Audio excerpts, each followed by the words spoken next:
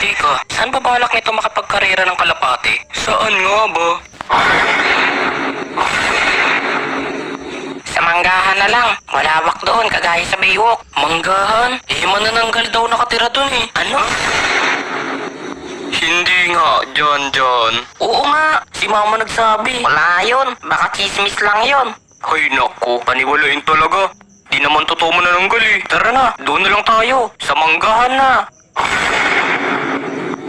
Bigyan na rin namin yung alaga mo ng patuka. Marami akong patuka para sa kalapati eh. Hindi, dapat bigyan mo lang kung sino yung pinakamabilis. Oo nga, parang papremyo sa mananalo. Sa matatalo naman, ano kanya? Hindi yung kalapati niya gagawing adobo. Adobo ko dyan, aswang ka ba? FYI, tao ang kinakain ng aswang, hindi kalapati. Bakit mo alam? Inaswang ko na ba? Aswang na naman. Ano ba? Pupunta ba tayo or magdadaldalan lang dito? Ay oo nga, tara na. Sino ba aswang doon sa mangkahan? Yung magandang babae, yung maputi na bumibili lagi ng karting baboy doon sa talipapa. Paano mo nasabi? Eh ayun sabi ng mama ko eh.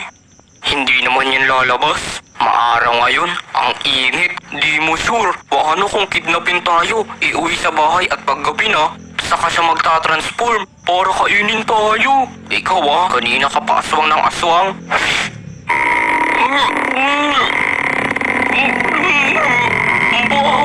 Ang baho. Ano, uulitin mo pa kakaaswang mo? Hindi na.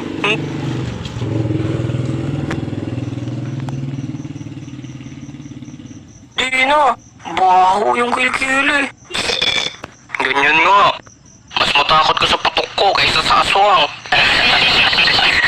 Teka, malapit na ba tayo, Bekto? Oo, malapit na tayo, Marky. Ayun oh.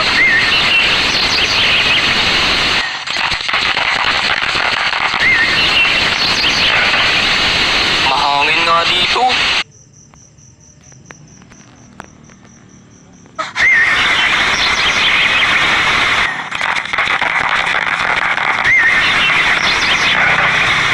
Mahangin nga dito. Utang ina mo. Pag may dumaan.